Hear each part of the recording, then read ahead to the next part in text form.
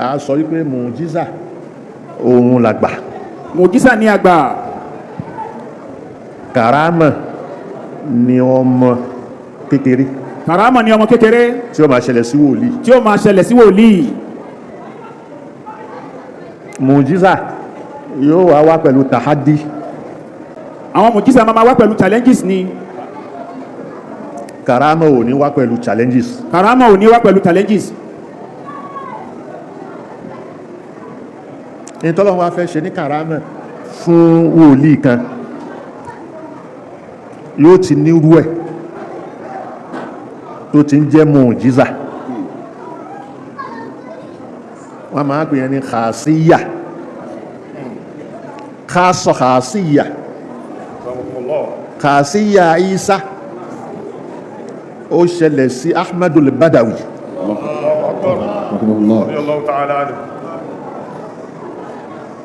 Ahmadul Badawi yàwọn bá dé masari èyàn ó rí orí pa ẹ̀. Àsìkò mólídì báyìí ibẹ̀ á kún, wọ́n wá káàkiri. Kí ni khasiyya tó ṣẹlẹ̀ sí? Òun náà jí òkú dìde.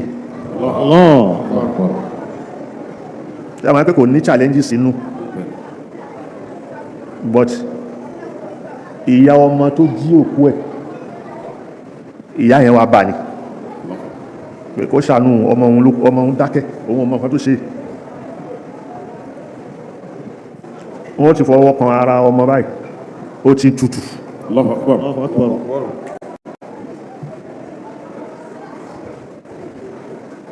Sheikh Ahmad al-Badawi wà débẹ̀ ló wá ṣe àdúà fún ìwọ Ọlọ́run kó in tóhun tọrọ yìí Ọlọ́run kó ṣe fóhun. Ọmọ tó kú yẹn ló bá yíra padà ló bá jí. Allahu Akbar. Mo rí wọ́n gbé nǹkan kan fún ṣẹ́yìn lẹ́rí tẹ́ fi hàn tẹ́bá rí tẹ́bá fi hàn kó kàá jáde ká gbọ́ ni, kàá jáde ká gbọ́ àbí kí náà gbélé lọ. ìsàmọ̀rọ̀ àìtàlẹ̀ amúra yàkárí kò àdàtà famujizatun min nabiyyin lana sadar wa in bana minhu qabla wasfinu buwatin falirhasu sammi tatba'ul qawma fil athar. Túnkà. ìsàmọ̀rọ̀ àìtàlẹ̀ amúra yàkárí kò àdàtà. Tó bá rí ìṣesí kan yàkíríkò àdátàn tí ó téèyàn ò bá sábà. famujizatun min nabiyyin lana sadar. Tó wáyá pátá ànábì ló ti wá Mujisah nìyẹn. Wa in bana minhu qabla wasfi nubuwatin. Àmọ́ tí ó bá jẹ́ pé nùbúwà ní kó tó di nàbíyù níṣẹ̀lẹ̀ yẹn bá ṣẹlẹ̀ sí ìràhásọ́ ti falirhasu sammi tatba'ul qawma fil athar. So ó ní ẹ̀ mo rò pé ẹ̀ tí ẹ̀ ní nǹkan tí ó ẹ̀ bọ́ so ala inna awliya Allah la khawfun alayhim wa la hum yahzanun. wa awwalu awliya illahi ta'ala ba'da al-anbiya'i wal mursalin hum as-sahabatu wat-tabi'una lahum bi ihsan ila yawmiddin. Qala ta'ala wa man yuti illaha war rasula fa ulaika ma'a allazina an'ama Allahu alayhim minan nabiyyin was-siddiqin wash-shuhada was-salihin wa hasuna ulaika rafiqa. Ìwọ ló fẹ́ gáàdì wa nǹkan wà lọ́wọ́ ẹni. Arba'atun. Èmi ògùn kankan dání. Tatrukaha fi hayatik. Iyyaka an tatrukaha fi hayatika. Arba'atun. Nǹkan mẹ́rin wà. Iyyaka an tatrukaha fi hayatik. Tó bá wà láyé nǹkan mẹ́rin yẹn kó lọ gbàgbé ẹ̀. Iyyaka an tatrukaha fi hayatika. La tatruki shukra fa tuhrami ziyada. Ó gbọ́dọ̀ má máa dúpẹ́.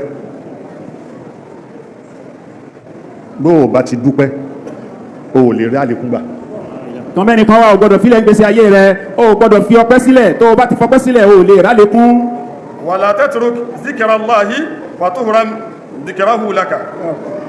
ó gbọ́dọ̀ fi rántí Ọlọ́run lẹ̀. ó gbọ́dọ̀ fi rántí Ọlọ́run lẹ̀. kọ́lọ́run náà má wàá gbàgbé. kọ́lọ́run náà má bàa gbàgbé ìwọ náà. wala tatruki du'a má fi àdúrà lẹ̀ tọ́lọ́run wàá fi gbígbàdúrà ṣe wọ̀ fún ẹ. má fi ṣíṣàdúrà sílẹ̀ tọ́lọ́run náà má bàa wàá fi gbígbàdúrà kó fi ṣe é léèwọ̀ fún wọn náà. wala tatruki istighfara fatuhra min najata. má fi istighfaru lẹ̀. má fi istighfaru sílẹ̀. tọ́lọ́run fi wá ṣe bó ti là léèwọ̀ fún ẹ. tọ́lọ́run fi wá ṣe bó ti ṣe là tí ó wá ṣe léèwọ̀ fún ẹ. la tandam ala niyyatin sadiqatin manahataha zata yawmin li ahadin lam yuqaddirha. ẹ má la tandam ní sùúrù. akramakumullah. à ń sọ̀rọ̀ àwọn bàbá wọ̀nyí. à ń sọ̀rọ̀ àwọn bàbá wọ̀nyí. à ń sọ táwọn èèyàn fi kọ́ bàlà ẹ̀. à ń sọ táwọn èèyàn fi kọ́ bàlà ẹ̀. tí wọ́n fi ṣẹ̀san. tí wọ́n fi ṣẹ̀san fún wọn. pé ọmọ ẹ̀ ò ní láṣeyọrí. pé ọmọ wọn ò ní láṣeyọrí. káwọn wá gbọ́ orúkọ wọn máa jẹ́. káwọn wá gbọ́ orúkọ wọn máa jẹ́. ọ wá ní. la tandam ala niyyatin má kábàámọ̀. ala niyyatin sadiqatin lórí oore tó bá ṣe tá nìyẹn dá lórí ẹ̀. zata yawmin li ahadin lam tó fún ẹnìkan lam yuqaddiru àkómọ́ yìí ẹ̀. má ṣàbámọ̀ lórí ẹ̀. oore tó bá ṣe fẹ́yàn tẹ́ni tó ṣeré fún yóò bá mọ̀ yìí ẹ̀ ìwọ má kábàámọ̀ lórí ẹ̀ ṣé wọ́n ti ṣe tiẹ̀ náà ilẹ̀ fọlọ́hun. bal iftakhir annaka kunta wa ma zilta insanan yahmilu qalban min zahabin. fáàrí tó yẹ kó máa ṣe ni pé ṣé mi mo ṣe ọkàn mi mo gbé góòlù síbẹ̀ ni. wa zahabu la yasda'u abada. bẹ́ẹ̀ ibi tí góòlù bá dẹ̀ wà kì í dí pẹ̀tà. ibi góòlù bá wà kì í dí pẹ̀tà. khuz min abika nasihatan. tó bá jẹ́ ọmọ máa gbọ́nà sí ha látọ̀dọ̀ bàbá rẹ̀. tó bá jẹ́ ọmọ máa gbásọ tẹ́lẹ̀ tí bàbá rẹ̀ bá sọ fún ẹ. wafham biha dunyaka. ó fi mọ ayé gbé. ó fi mọ báwo la ti ṣe gbélé ayé. ó fi ra ayé gbé. ó tún fi ra ayé gbé. wakhuz min ummika da'watan. lọ́dọ̀ ya rẹ̀ àdúrà ni kò gbà. lọ́dọ̀ ya rẹ̀ wà àdúrà kó lè rí àdúrà gbà lẹ́nu ya rẹ̀. waqhar biha balwaka. kádánwò má ṣe é. kádánwò má bàa ṣe é. wakhuz min jawfi al-layli sajdatan.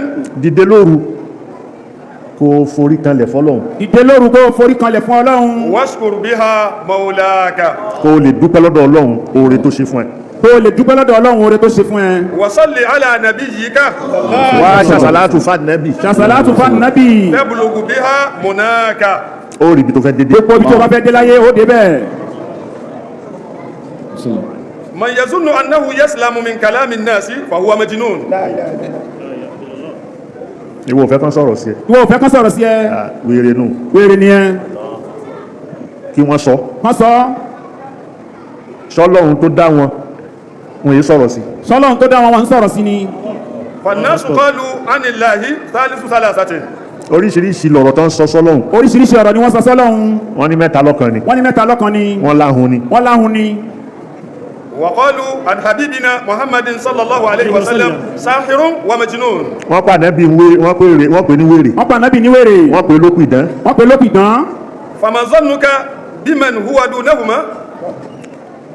nígbà tó ń sọrú yẹn sáwọn ẹni bẹ́ẹ̀. nígbà tó ń sọrú ọ̀rọ̀ tó tó bẹ́ẹ̀ yẹn sí Ọlọ́run tó torí tó tó yẹn sí ànábì.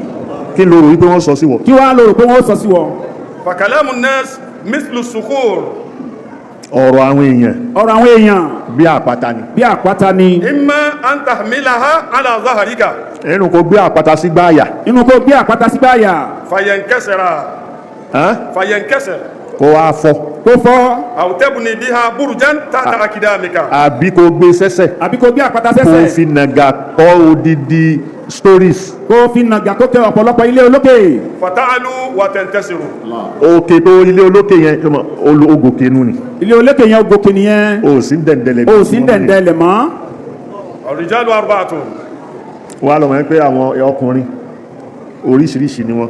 rajulun yadri wa yadri annahu yadri. ọmọ yẹn pé irú àwọn ọkùnrin kan wà wọn mọ̀ wípé àwọn ò mọ̀. rajulun yadri wa yadri annahu yadri. awalan rajulun yadri wa yadri annahu yadri. òun ó mọ̀ ó sì mọ̀ ipò òun mọ̀. fazalika alimun. onímọ̀ nìyẹn. fasaluhu. bí léèrè béèrè tó bá fẹ́ bí. súnmọ́ kó bí ní béèrè kó kẹ́kọ̀ọ́ lọ́dọ̀ ẹ̀. wa rajulun yadri wala yadri annahu yadri. kò mọ̀ yadri ó mọ̀ wala yadri annahu yadri. kò á mọ̀ ipò mọ̀. fadhalika gafilun. afọnufọ́ra nìyẹn. fanabbihuhu. tààjì má fọnufọ́ra. wa rajulun la yadri. ẹlẹ́ẹ̀kẹta la yadri. kò mọ̀. wa yadri annahu la yadri. ó tún wá mọ̀ ipò wọn ò mọ̀. fadhalika jahilun basitun mustarshidun. irú yẹn ó fẹ́ mọ̀nà ni. fọ̀nà mọ́ wa allimuhu. kọ́ lẹ́kọ̀ọ́. wa rajulun la yadri wa la yadri annahu la yadri. ẹlẹ́ẹ̀kẹrin yẹn kò mọ̀ ipò wọn ò mọ̀. fadhalika kò jahilun. tún wá mọ̀ ipò wọn ò mọ̀. fadhalika irú jahilun ẹni yẹn murakabun fajtanibuhu. jìnnà sí. jahilun murakabun fajtanibuhu. jìnnà sí. lọ́fẹ́ wá ní pé kọ́lá himaru lahakimi tuma law ansafa daharu kuntu arkab lakinnani jahilun basitun wa sahibi jahilun murakkab. qala himaru lahakimi tuma law ansafa daharu kuntu arkab liannani jahilun basitun wa sahibi jahilun murakkab.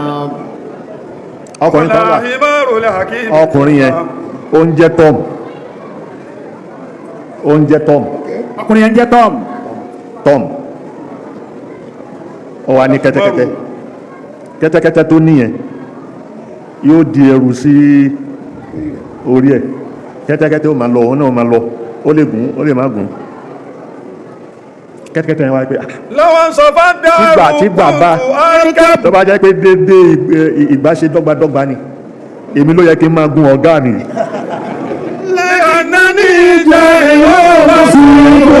torí pé ordinary ignorance ni mí. ignorance with complexity òun lọ̀gá àwọn tó ń fa òun kiri.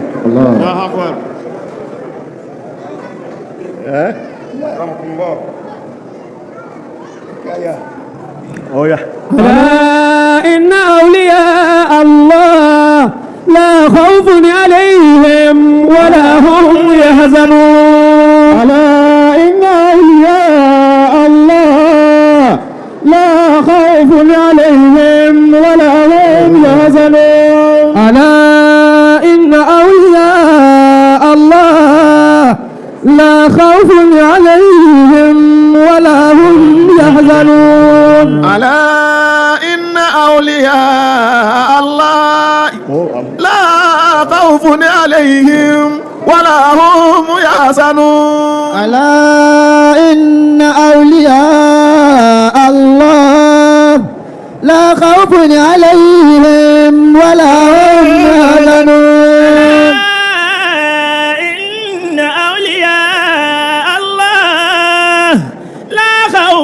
عليهم ولا هم يحزنون. سبحان الله وبحمده